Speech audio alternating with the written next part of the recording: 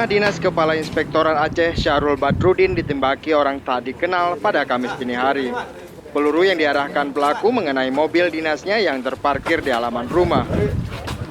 Dua orang pelaku datang dengan sepeda motor dan berhenti di depan rumah Syahrul Badrudin. Lalu mereka melepaskan 2 kali tembakan dan bergegas pergi meninggalkan lokasi.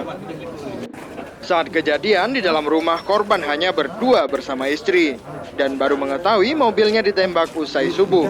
Namun kemudian korban melaporkan kejadian ini kepada polisi setempat.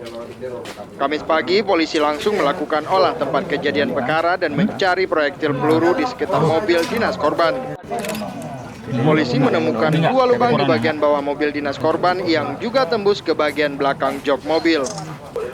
Menurut Syahrul Badrudin, selama ini dia tidak punya masalah pribadi maupun dendam dengan orang lain. Namun diduga aksi teror ini terkait jabatan Syahrul sebagai pemeriksa anggaran belanja daerah. Aksi teror ini baru pertama kali dialami Kepala Dinas Inspektorat Aceh itu. Polisi masih melakukan pengembangan lebih lanjut untuk mencari tahu motif dan mencari jejak para pelaku.